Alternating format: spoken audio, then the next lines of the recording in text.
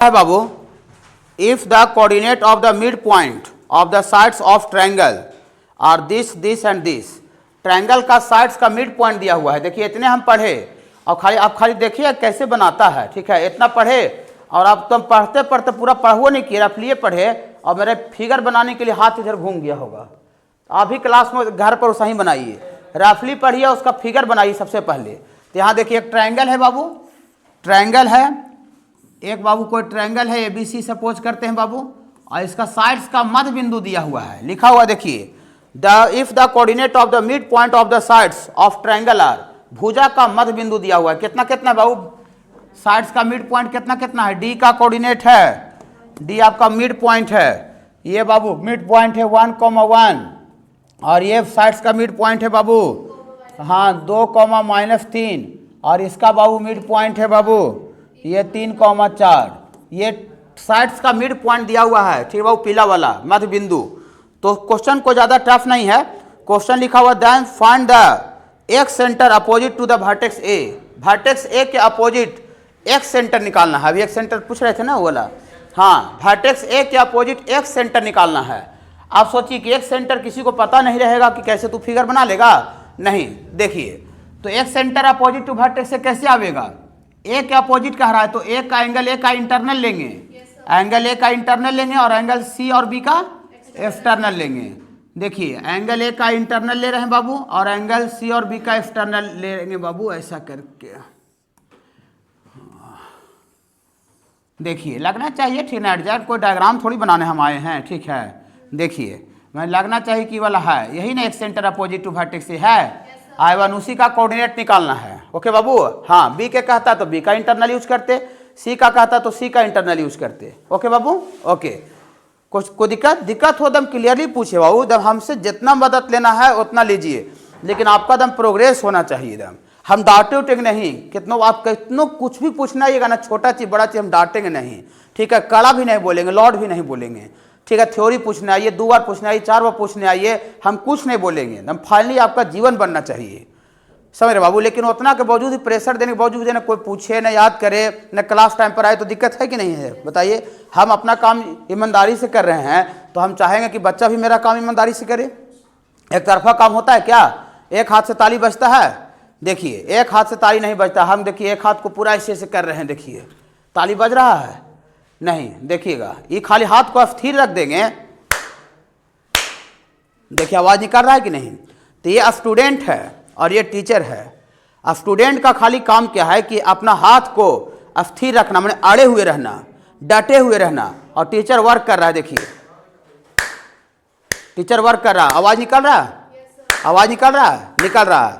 और ये देखिए ये स्टूडेंट का हाथ है, ये स्टूडेंट का हाथ है, और ये टीचर काम कर रहा है। स्टूडेंट जो है ठंडा में, ठीक है, जैकेट में हाथ ऐसे डाल दिया है ऐसे करके, और ऐसे घूम रहा है कमल तर घुस करके, ठीक है। और देखिए टीचर काम कर रहा है, काम तो सेम कर रहा है, टीचर अभी वर्क कर रहा है। देखिए ये टीचर है, ये टीचर अभी वर्क कर रहा है। आपको आवाज सुनाई पड़ रहा है? क्यों आवाज सुनाई नहीं पड़ रहा है? क्योंकि स्टूडेंट का जो अपना कर्तव्य है वो पूरा नहीं कर रहा है। टीचर वर्क कर रहा है, देखिए टीचर वर्क कर रहा है। आवाज नहीं आ रहा, आवाज नहीं आ रहा मतलब रिजल्ट नहीं आ रहा है, रिजल्ट नहीं आ रहा है, प्रोग्रेस नहीं हो रहा है। आई खाली यहाँ पर कंबल से हाथ निकाल के ठंडा में खाली अड़ा देगा हाथ को, आवाज निकलना चालू हो जाएगा। तो काम दोनों को है, स्टूडेंट को अड़ना है, टीचर का वर्क करना है। अगर मेरे तरफ से अगर देखिए मान लेते तब स्टूडेंट अड़ा हुआ है, टीचर वर्क नहीं कर रहा है, देखिए अब टीचर का पैकेट में हाथ अति करके है डाला हुआ है, तो आप कंप्लेन कीजिए, वहाँ पर पढ़ाई छोड़ दीजिए, आपका जीवन का ना बात है बाबू। देख रहे हैं करें हम अड़े हुए हैं लेकिन हमको टीचर वर्क नहीं कर रहा है, ठीक है। टीचर पैकेट में हाथ धर के घूम, टीचर चोर रहता है, ऐसा मत सोचिए जहाँ हम ज्वाइन कर ली सब काम करता है, नहीं, टीचर भी कोढ़िया चोर रहता है, ऐसा तो आदमी है ना रहता है वो भी चोर कोढ़िया रहता है बहुत सा जगह पर। तो वहाँ पर आपको अगर कंप्लेन कीजिए, पेरेंट्स से आप कंप्लेन कीजिए, कंप्लेन से अगर सुनवाई हो जाता है उसका तो ठीक है, ना तो फिर आपको वहाँ फ्यूचर का सवाल है, क्वेश्चन मैंने वहाँ पर क्लास को छोड़ देना चाहिए। ओके, हाँ देखिए देखिए ये बाबू ए के अपोजिट, तो ए के अपोजिट बाबू एक सेंटर निकालना है, तो इसका फार्मूला AX1 में माइनस हो जाता है, तो ए साइड का लंबाई है। अब X1 क्या होता है? X1 होता है ट्रायंगल ए का वर्टेक्स का कोऑर्डिनेट होता है, BX2 है ना, तो x2 ट्रायंगल वर्टेक्स बी का x कोऑर्डिनेट होता है, CX3। तो यहाँ पर ट्रायंगल का वर्टेक्स दिया हुआ है, ये नहीं है, ट्रायंगल का वर्टेक्स दिया हुआ नहीं है, x1 ये सब दिया हुआ है बाबू, नहीं, ट्रायंगल का साइड्स का मध्य बिंदु दिया हुआ है। ओके, तो आगे बाबू हमको एक सेंटर अपोजिट टू ए निकालने के लिए सबसे पहले ट्रायंगल ABC जो है उसका वर्टेक्स को क्या करना पड़ेगा, निकालना पड़ेगा। मैंने डायरेक्ट एक सेंटर नहीं पूछा है, थोड़ा सा एक स्टेप पीछे क्वेश्चन खींच करके दे दिया है, ठीक है। जो मेरे पास फॉर्मूला है उसमें वर्टेक्स का कोऑर्डिनेट है, यहाँ वर्टेक्स का कोऑर्डिनेट गिवन नहीं है। क्वेश्चन समझ रहे हैं बाबू? हाँ, तो देखिए, तो थोड़ा सा काम इसमें बढ़ जाएगा वर्टेक्स निकालने के लिए। देखिए, तो लिखते हैं बाबू अकॉर्डिंग टू क्वेश्चन, ये मिड पॉइंट ऑफ, थोड़ा लैंग्वेज भी लिख देते हैं, mid point of sides, mid point of sides, ये AB BC and CAR D का कोऑर्डिनेट है बाबू 1 1, E का कोऑर्डिनेट है बाबू 2, -3 और F का बाबू कोऑर्डिनेट है बाबू 3, 4 respectively, 3, 4 respectively. Mid point of A, ये आगे AB लिखे हैं तो AB का मिड पॉइंट कौन हुआ, D, BC का मिड पॉइंट ये हुआ और CA का मिड पॉइंट, CA का रिस्पेक्टिव में क्रम अनुसार, जैसे जैसे क्रम यहाँ है उसी तरह का क्रम मिड पॉइंट का भी है। एक एक चीज सीखना है ताकि आपको मतलब बोर्ड में भी क्वेश्चन लैंग्वेज लिखने में कोई दिक्कत नहीं हो, इनके स्टेप नहीं लिखने आता है, जैसे तीसरा गाड़ के बना दे रहा है लेकिन उसको स्टेप फॉलो नहीं हो रहा है, ठीक है ना, ऐसा नहीं होना चाहिए। देखिए, हाँ बाबू, हाँ, तो ए बी आगे लिखे हैं तो यहाँ आगे D लिखे हैं, फिर BC बीच में लिखे हैं तो BC का फिर E लिखे हैं और लास्ट में यहाँ CA लिखे हैं तो F लिखे हैं, ठीक है ना बाबू, है ना। हाँ, जैसे जैसे क्रम यहाँ उसी तरह का क्रम यहाँ भी है। तो मान लेते हैं, लेट करते हैं, लेट वर्टिसेस A का कोऑर्डिनेट मान लेते हैं बाबू x1, y1, B का कोऑर्डिनेट कितना मान लेते हैं बाबू x2, y2 एंड C का कोऑर्डिनेट मान लेते हैं बाबू x3, y3। यहाँ पर बाबू आप मान लेते हैं बाबू x1, y1 और इसका कोऑर्डिनेट बाबू मान लेते हैं बाबू x2, y2 और इसका कोऑर्डिनेट बाबू मान लेते हैं x3, y3।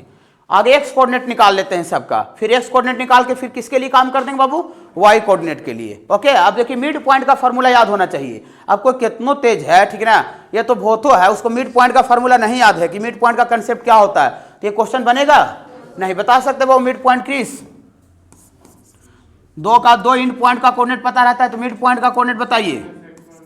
हाँ बोलिए बाबू, देखिए कितना दिक्कत है, बहुत दिक्कत है बाबू। जैसे होता है, जैसे इतना लड़कन बैठल है तो एक आध गो से पूछा ना टीचर तो उसको धक्का लगा तो नेगलेक्ट कर देता है, लेकिन यहाँ उल्टा है, उल्टा हो रहा है। एक आध गो थोड़ा सा जवाब ठीक दे रहा है, बाकी यहाँ कोई जवाब नहीं दे रहा है। बताइए, सोचिए कितना दिक्कत की बात है। क्या कि यार कितना कहे, ठीक ना, आप 2 छड़ी मारिए देंगे तो क्या होगा उससे, ठीक ना। अपने आप में किसी को शर्म नहीं है, अपने आप में गिल्टी नहीं, अपने आप में कुछ जुनून जज्बा तो अगला को कहने से क्या होगा, ठीक है। अब सोचिए मिड पॉइंट कितना छोटा कंसेप्ट है, बता सकते हो शानवाज मिड पॉइंट?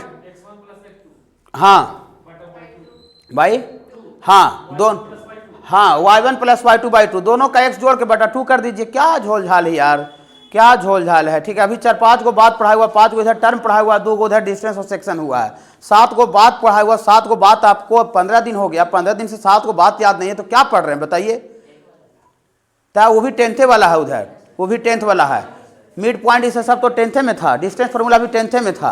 क्या अभी नया हुआ कहाँ है? लोकस से नया आवेगा अगला दिन से, ठीक बाबू, लोकस से। देखिए तो फॉर आगे एक्स कोऑर्डिनेट निकाल लीजिए। अरे यार एक्स कोऑर्डिनेट निकाल लीजिए, आगे एक्स कोऑर्डिनेट के लिए वर्क करते हैं। देखिए यहाँ पर ए बी का मिड पॉइंट 1 है, 1। अगर मिड पॉइंट 1 लाना रहता तो आप क्या करते, ये दोनों एक्स को जोड़ के बटा 2 करते कि नहीं करते? तो दोनों एक्स को जोड़ के x1 + x2/2। तो यहाँ से इक्वेशन मैथ में आना चालू हो गया। देखिए मैथ में अगर कोई भी चीज़ आपको निकालना है मैथमेटिक्स में, तो जब तक इक्वेशन समीकरण नहीं आवेगा दाएं बाएं करके, तब तक वो चीज़ आप निकाल नहीं सकते हैं। इक्वेशन के माध्यम से ही अननोन चीज़ निकलता है मैथमेटिक्स में, बिना इक्वेशन के माध्यम से कोई चीज़ निकल सकता है? नहीं निकल सकता। देखिए इक्वेशन आगे समीकरण इसको बोलते हैं। x1 x2 में इक्वेशन आया कि नहीं आया? ऑल्सो आगे एक्स कोऑर्डिनेट निकाल रहे हैं, एक्स कोऑर्डिनेट देखिए BC का 2 है, तो 2 अगर लाना रहता तो आप क्या करते? 2 लाना रहता एक्स कोऑर्डिनेट तो x2 + x3/2 करते कि नहीं करते? हाँ, तो यहाँ से x2 प्लस x3 अपॉन 2, तो यहाँ से बाबू आपको x2 प्लस x3 बराबर 4। दिक्कत बाबू नहीं, ये दोनों को बाबू घटा दीजिए। बोली सर ये दोनों को घटाने के लिए कहे सोचिए, जो मन करता है जो पूछिए ना आप, जो मन करता है जो खाली इच्छा किया पूछ दे, जो इच्छा किया पूछ दे। काहे घटाने के लिए सोचे, क्योंकि अगला जब हम अगर इसका x कोऑर्डिनेट 3 अप्लाई करेंगे तो x1 प्लस x3 मान इक्वेशन x1 और x3 में आएगा, x1 और x3 में आएगा। और ये दोनों घटावेंगे तो यहाँ x2 कट के इक्वेशन यहाँ से भी x1 x3 में आ जाएगा। तो x1 x3 से एक इक्वेशन यहाँ, एक इक्वेशन अगला भी x1 x3 में आने वाला है। दोनों को सॉल्व करेंगे तो x1 x3 निकल जाएगा। क्या? हाँ ओके। तो घटावेंगे तो x2 क्या हो गया सर, कैंसिल हो गया। और यहाँ से x1 माइनस x3 बराबर -2 हो गया। इसको कुछ मान लीजिए, कुछ मान लीजिए। ओके बाबू। हाँ ऑल्सो एक x कोऑर्डिनेट और लिखना है मिड पॉइंट का, वहाँ वाला 3 होने दिया है मिड पॉइंट। हाँ तो यहाँ 3 लाना रहता तो क्या करते, 3 बराबर x1 प्लस x3 अपॉन 2, तो यहाँ से x1 प्लस x3 बराबर 6 हो गया। देखिए वही बोल रहे थे, नीचे भी x1 x3 में आया, ऊपर भी x1 x3 में आया। तो दोनों को सॉल्व करें तो x1 x3 निकलेगा कि नहीं निकलेगा? तो कैसे सॉल्व करेंगे थोड़ा बोलिए तो। जोड़ देंगे तो minus x3 plus x3 cancel हो जाएगा। ये सब निकाल लेते हैं ना, पिता पुत्र वाला में तो इसी तरह का आता होगा ना बच्चा में। हाँ फादर सन का क्वेश्चन में। तो x1 कितना हो गया बाबू, 2x1 2x1 x1 2x1 और इधर जुटेगा तो कितना हो जाएगा बाबू, 6 में से 2 घट जाएगा तो एक तरह से 4 में आ जाएगा 4। तो यहाँ से दिस इम्प्लाइड x1 बराबर 2 आ जाएगा। ठीक है ना बाबू? क्या हुआ, गेट लगा दीजिए। देखिए x1 बराबर कितना हो गया बाबू, 2। अब x1 बराबर 2 कहीं डालिए, यहीं डालिए x1 बराबर 2। x1 बराबर 2 डालिएगा तो x2 लगता है 0 हो जाएगा, ये 2 उधर जाकर घट जाएगा। तो एंड x2 बराबर कितना हो जाएगा बाबू, 0। x2 कहीं डालिए, x2 यहाँ 0 डाल दीजिए। तो हाँ यहाँ डाल देंगे x2 बराबर 0, तो उधर जाके तो x3 4 आ जाएगा ना बाबू। तो x3 आपका 4 आ जाएगा। कैसे तीनों का x कोऑर्डिनेट निकाल दिए, समझ में आया? और जिस तरह से काम आप x कोऑर्डिनेट निकालने के लिए किए एकदम हु बहू डिटो काम y कोऑर्डिनेट के लिए करना पड़ेगा। करें? हाँ तो ऑल्सो फॉर y कोऑर्डिनेट के लिए काम कीजिए। तो y कोऑर्डिनेट देखिए, अब AB का y कोऑर्डिनेट मिड पॉइंट का कितना दिल है, 1 और y आपको मिड पॉइंट आपको लाना रहता तो क्या करते, y1 प्लस y2/2। तकलीफ है बाबू? नहीं। तो यहाँ से y1 प्लस y2/2, तो यहाँ से इक्वेशन आ गया बाबू y1 प्लस y2 बराबर कितना आ गया बाबू, 2 आ गया। इसको कुछ मानते जाइए, मानने में कमी मत कीजिए। ठीक है। फिर यहाँ पर BC का मिड पॉइंट y कोऑर्डिनेट -3 है, तो -3 लाना रहता तो क्या करते हैं, y2 plus y3/2 mid point मत बिंदु। हाँ तो यहाँ से y2 प्लस y3 अपॉन 2, तो यहाँ से बाबू y2 प्लस y3 बराबर -6 ना बाबू। हाँ अगला भी क्वेश्चन y1 y3 में आवेगा, तो ये दोनों से हम लोग एक y2 को खत्म कर देते हैं, y1 y3 मिला देते हैं। क्या बाबू? चलिए तो यहाँ से दोनों को घटाने पर ना y2 खत्म होगा, तो -1 प्लस 3 कट जाएगा। और यहाँ y1 माइनस y3 बराबर 8 हो जाएगा। इसको 5 मान लीजिए, मानने में कोई कमी नहीं मैथ में। ऑल्सो लास्ट बाबू ई वाला, इसका y कोऑर्डिनेट है मिड पॉइंट 4, तो 4 लाना रहता तो y1 प्लस y3 और y2, और यहाँ से बाबू y1 प्लस y3 बराबर 8 आ जाएगा ना बाबू। हाँ फिर दोनों को जोड़ने से नहीं कट जाएगा, हाँ जोड़ने से ये वाला कट जाएगा। y1 2 y1 बराबर 16, 8 8 16, तो यहाँ से y1 बराबर 8 आ जाएगा, 16/2 बाबू 8। तो y1 8 यहाँ पुट कर दीजिए ना, 8 यहाँ पुट कर देंगे तो नहीं जाकर हट जाएगा, तो y2 -6 आ जाएगा। और y2 यहाँ -6 डालिएगा तो हमको लगता है y3 0 हो जाएगा, y3 0। सबको समझ में आ रहा होगा मिड पॉइंट का कंसेप्ट से। ठीक है चलिए, तब वर्टेक्स का कोऑर्डिनेट x1 y1 कितना निकला, ये वाला बोली तो x1 y1 निकला है 2, और y1 यहाँ है 8 है निकला ये वाला। और ये वाला कितना निकला x2 y2 0, -6, और ये कितना निकला x3 बाबू 4, y3 0 ना बाबू। बोली सर आप वर्टेक्स का कोऑर्डिनेट काहे निकाले यार, क्योंकि एक सेंटर निकालने का फॉर्मूला में ax1 आता है, bx2 आता है, तो सब वर्टेक्स का कोऑर्डिनेट होता है। अब वर्टेक्स का कोऑर्डिनेट देल नहीं था, उसका मिड पॉइंट देल था, तो हम वर्टेक्स का कोऑर्डिनेट नहीं निकालते तो कैसे उस फॉर्मूला बैठता नहीं। लेकिन बाबू एक सेंटर निकालने में ट्रायंगल का साइड्स का लेंथ भी आता है, तो कैपिटल ए के सामने वाला साइड्स क्या कहलाता है बाबू? स्मॉल ए, ये स्मॉल बी है, स्मॉल सी। तो हाँ, तो एंड स्मॉल ए निकालिए, स्मॉल ए का मतलब बीसी का लेंथ निकालिए, तो बीसी का लेंथ निकालिएगा बाबू डिस्टेंस फार्मूला से। देखिए अब डिस्टेंस फार्मूला भी आ रहा है कि नहीं आ रहा है? अब किसी को पिछला भी डिस्टेंस फार्मूला भी याद नहीं रहेगा तो यूँ नहीं बनेगा, सेक्शन फार्मूला भी याद नहीं रहता यूँ नहीं बनेगा, मिड पॉइंट भी नहीं याद रहता तब पर भी नहीं बनेगा।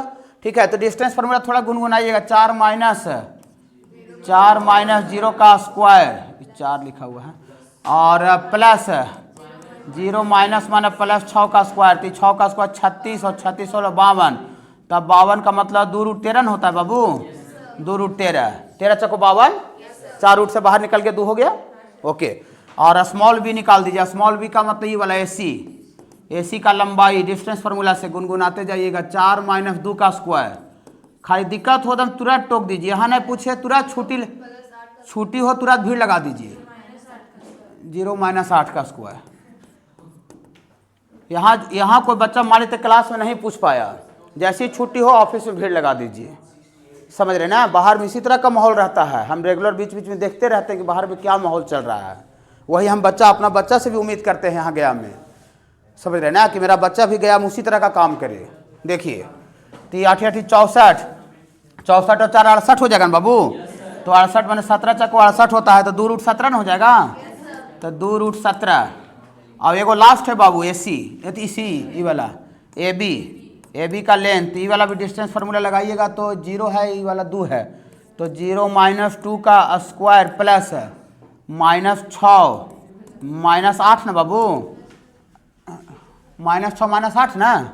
हाँ, तो ये आपकी ये कितना आ जाएगा? 14 का स्क्वायर 196 और 4 आता है तो 200, तो 200 का रूट आ रहा है, तो 200 का मतलब होता है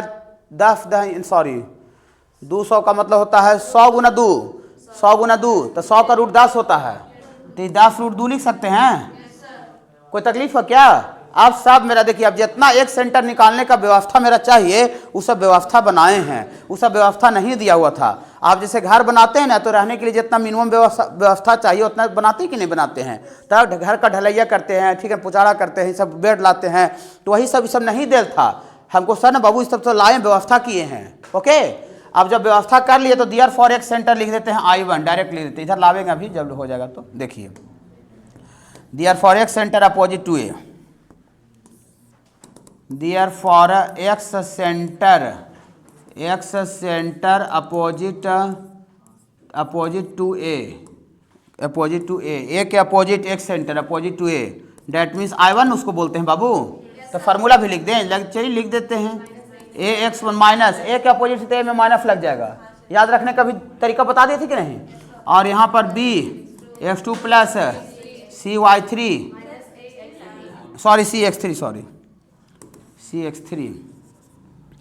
यहाँ से बाबू cx3 बटा minus A plus B plus C, और यहाँ minus A y1 plus B y2 plus C y3 बटा minus A plus B plus C, और यहाँ से बाबू माइनस ए, तो ए का ही वाला है, तो माइनस 2 रूट 13 x1 इकाई वाला है, x1 दून है बाबू, प्लस बी यहाँ है।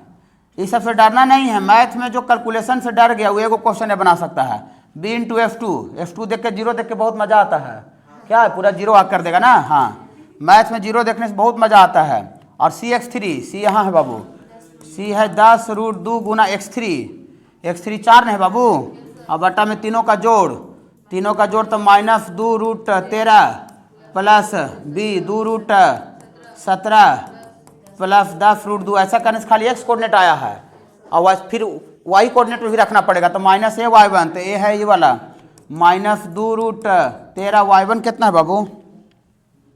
y1 8 नहीं बाबू, y1 बाबू, हाँ, तो y1 8 है, प्लस बी y2, तो b है बाबू 2 रूट 17 गुना y2 minus 6 plus C y3, तो c है बाबू 10 रूट 2 इंटू y3, चलिए देख के बहुत अच्छा लगा, और बटा में तीनों का जोड़ तो -2√13 और +2√17 और +10√2। देखिए आधुर गाधुर ऐसे नहीं लिखा रहता है, इसको सिंप्लीफाई करके थोड़ा लिखा रहता है, समझ रहे बाबू। देखिए तो सिंप्लीफाई करें, थोड़ा सा आंसर को देखना पड़ेगा, लास्ट में पहुंच गए ना। तो आंसर में क्या है, -20√2, 10 दूना 20, ये माइनस में है और √13 वाला प्लस में है। इसका मतलब क्या हुआ कि -2 कॉमन निकाला गया है, -2 कॉमन निकालेंगे तब आंसर से मैच करेगा।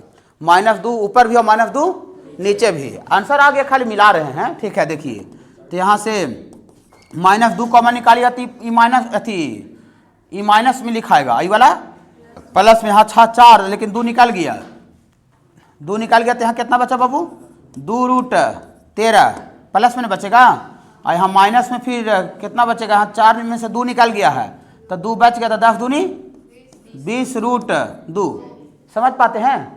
हाँ अब बटा में नीचे से -2 निकाल लीजिए, तो -2 नीचे से निकाल लीजिएगा, तो वाला √13 प्लस में लिखाएगा, और माइनस में √17 लिखाएगा, और ये वाला भी माइनस में लिखाएगा, यहाँ 5√2 लिखाएगा।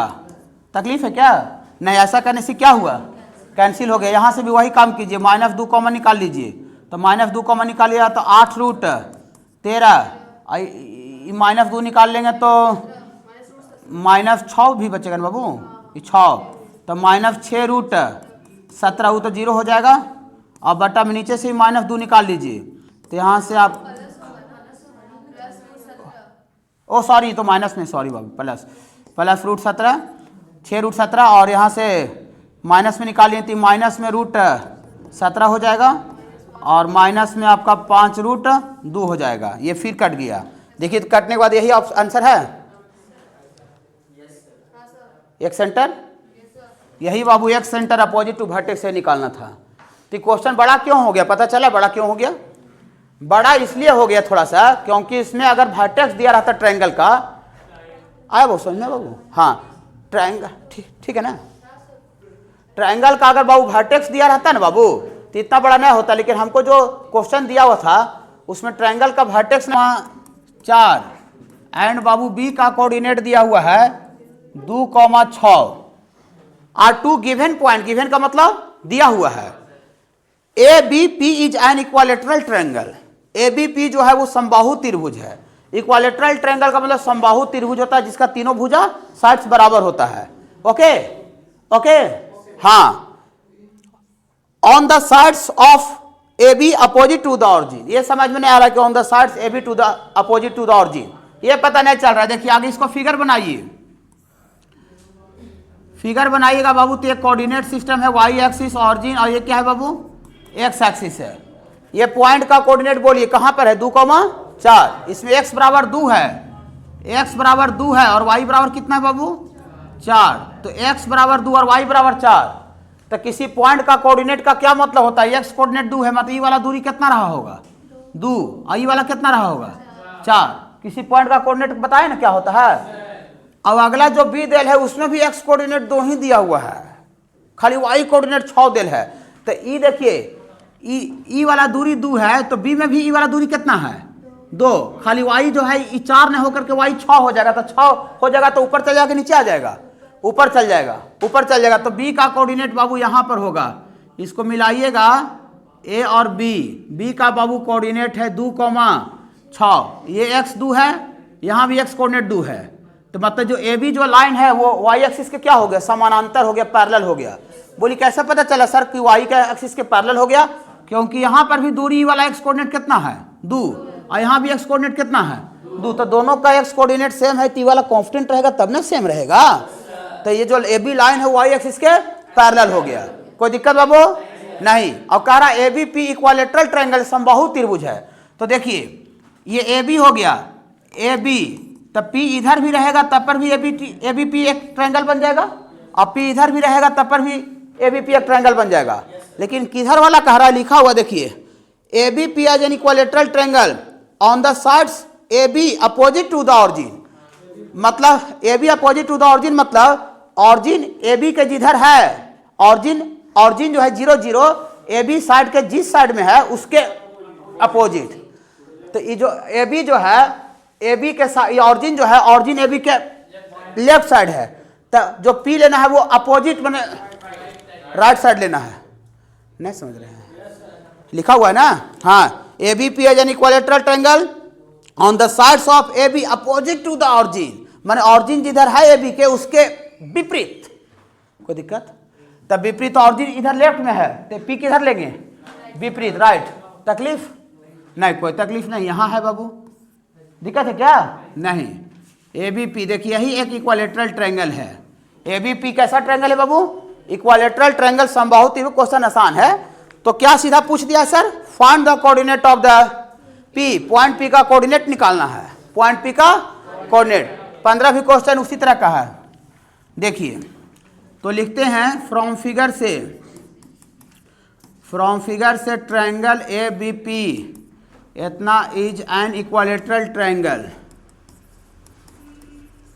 ए B P as an equilateral triangle. A B P equilateral triangle है तो पी का कोऑर्डिनेट मान लेते हैं। लेट पी का कोऑर्डिनेट बाबू कितना मान लेते हैं बाबू? X Y. ऐसे नहीं करते हैं, एक्स वाई। तो चूंकि इक्विलेटरल ट्रायंगल है सर, तो इक्विलेटरल ट्रायंगल है, इसका मतलब तीनों साइड्स का लेंथ बराबर होगा। क्या ये तो बच्चा से जानते हैं।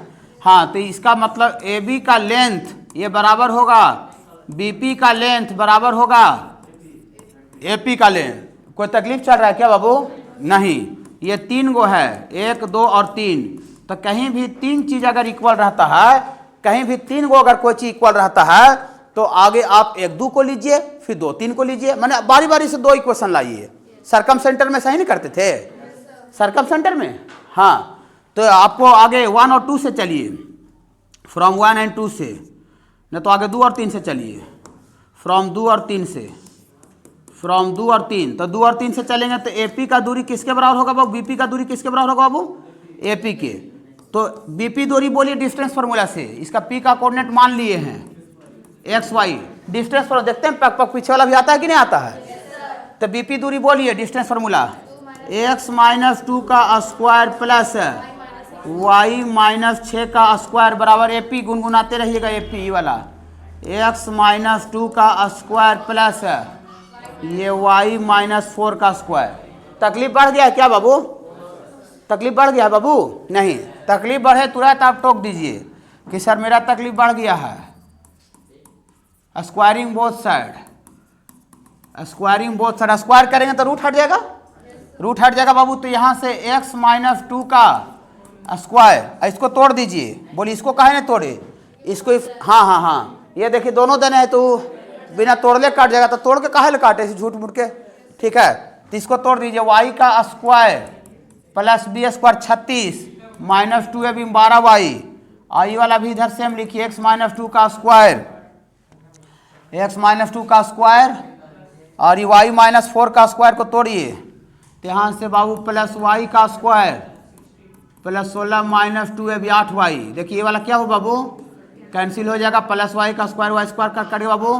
तो यहाँ से 36 माइनस 16 माइनस 12 वाई उधर चल जाएगा, तब माइनस 8 वाई प्लस 12 वाई बाबू।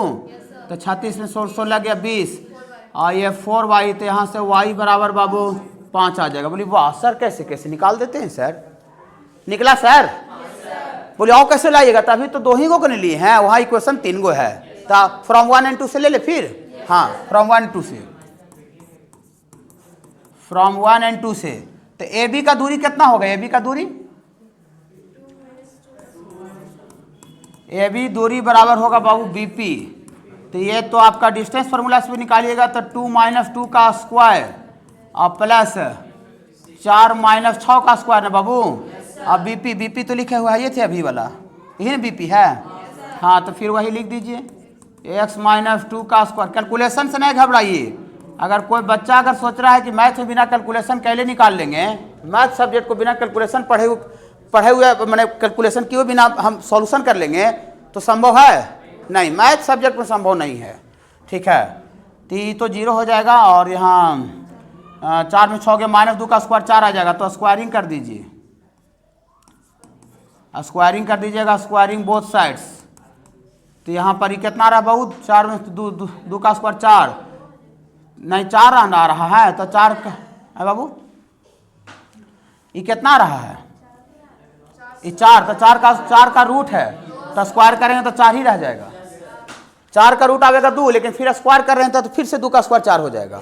और इधर आपको हो जाएगा बाबू x का स्क्वायर और प्लस 4 माइनस 2ab और y के जगह पर यहाँ पुट कर दीजिए ने 5, तो 5 पुट गए तो 5 में से 6 गया, -1 का स्क्वायर 1 आ जाएगा ना बाबू।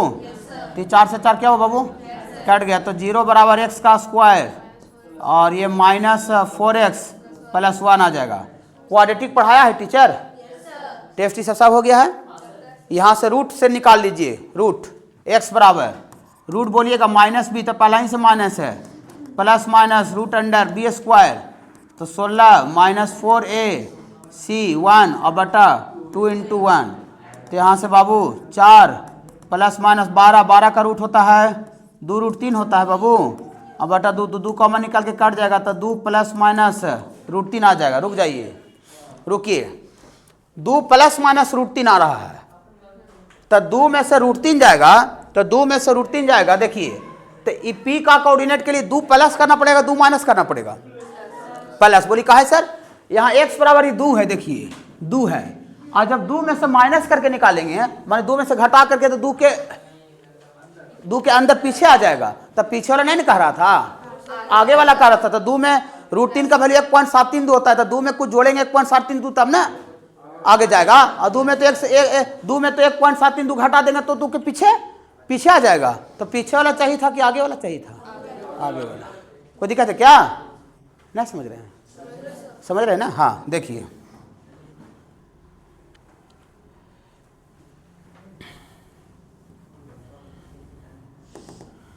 p का कोऑर्डिनेट जो होगा बाबू 2 प्लस रूट 3 होगा, सॉरी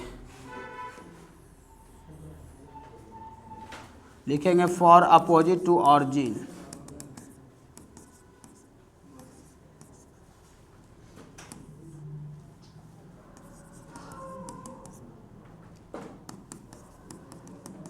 टेकिंग x बराबर 2 प्लस रूट 3 लेंगे, तो दियर फॉर पॉइंट p का कोऑर्डिनेट बाबू आ गया, x कोऑर्डिनेट आ गया 2 प्लस रूट 3 और y कोऑर्डिनेट बाबू 5 है। क्या आंसर है ऐसा? ऐसा आंसर है, देखिए ना।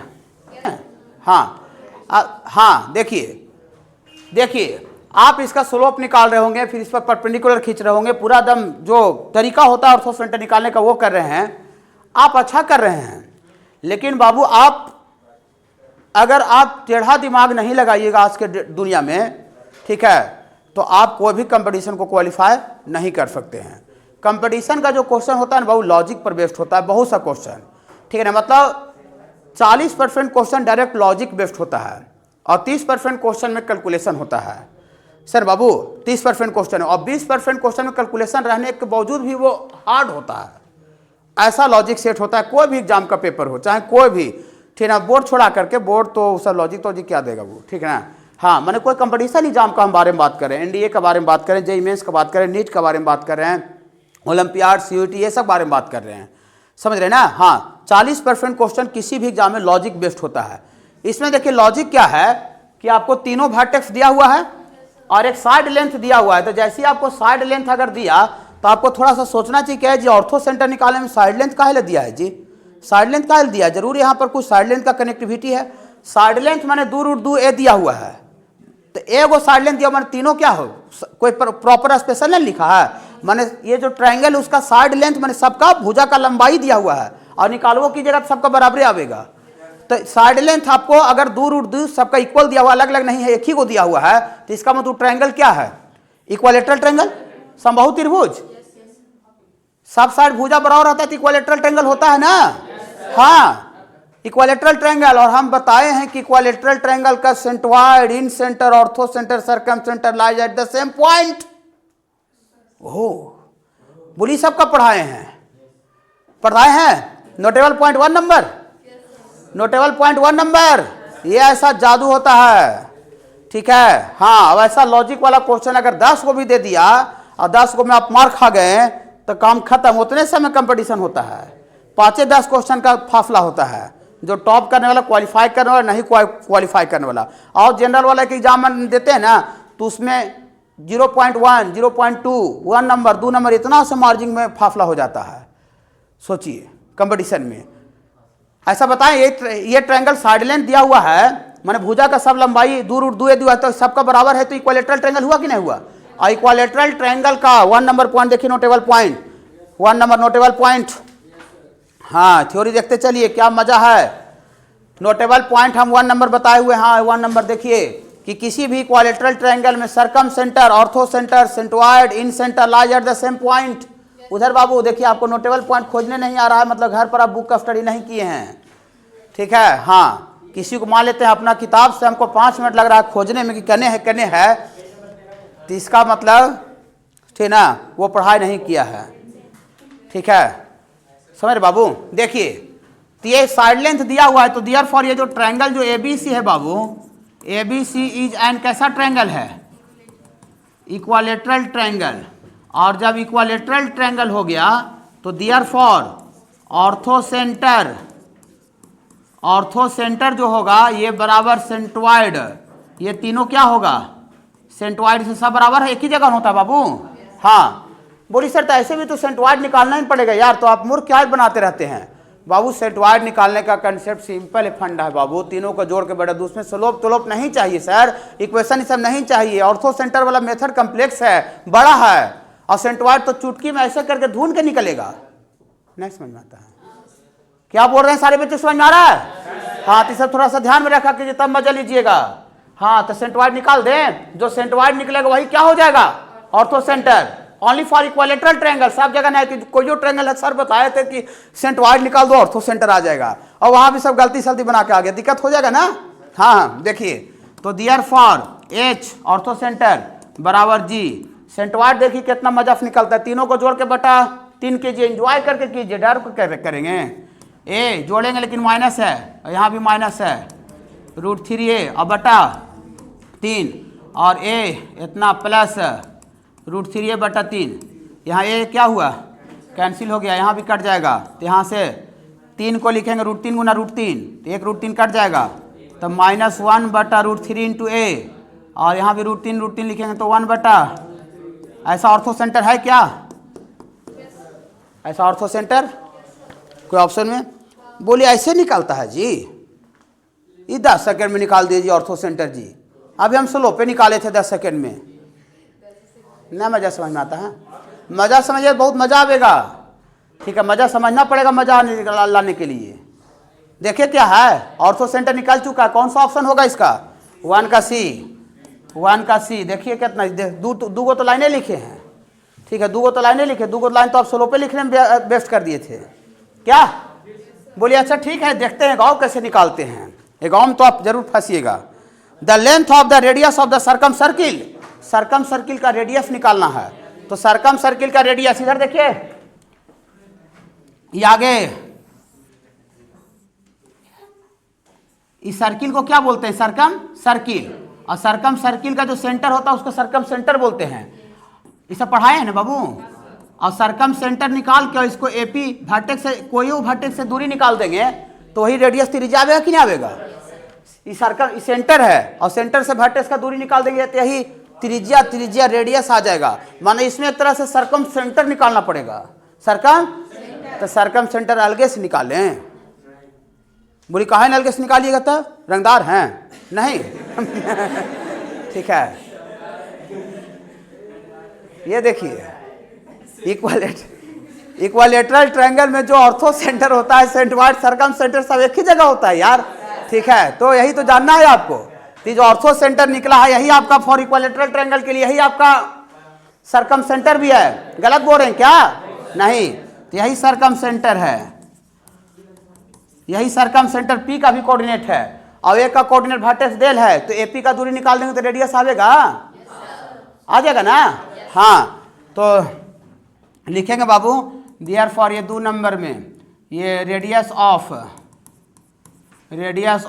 Circum circle, radius of circum circle मतलब AP दूरी, तो AP दूरी डिस्टेंस फॉर्मूला लगाना पड़ेगा। तो डिस्टेंस यहाँ A है, A x कोऑर्डिनेट, और यहाँ देखिए माइनस में तो माइनस माइनस प्लस हो जाएगा, तो यहाँ A प्लस A बटा √3 का स्क्वायर, और आगे बाबू A माइनस A बटा √3 का स्क्वायर।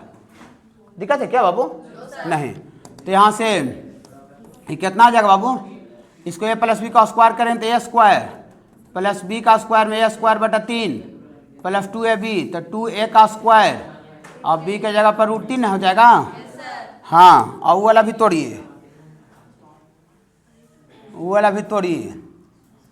तो वो वाला तोड़ेंगे बाबू तो यहाँ से, अरे ये तोड़ेंगे तो यहाँ से आपको आ जाएगा बाबू प्लस, यहाँ भी ए स्क्वायर प्लस बी स्क्वायर में √3 का स्क्वायर 3 हो जाएगा, √3 का स्क्वायर 3 माइनस 2 है बाबू, तो माइनस 2a का स्क्वायर √3, ये वाला कट जाएगा।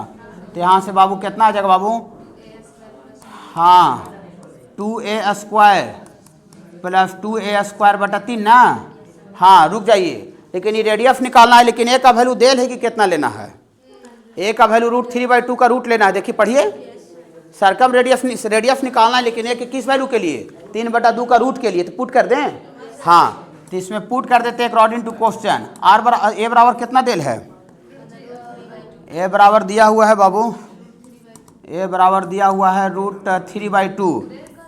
हाँ पूरे का रूट है ना, हाँ पूरे का रूट है बाबू, पूरे का है। तो यहाँ से r बराबर 2 × a का स्क्वायर करेंगे तो 3/2 हो जाएगा, खाली 3/2। और यहाँ पर भी 2 × a का स्क्वायर करेंगे तो 3/2 और बटा 3 पहले से है। तकलीफ है क्या? ये कट जाएगा, ये कट जाएगा, 3 से 3 कट जाएगा, तो 3 आ रहा है, यहाँ 1 आ रहा है, 4 4, तो 4 का √2 आ जाएगा। है क्या? ऑप्शन सी है।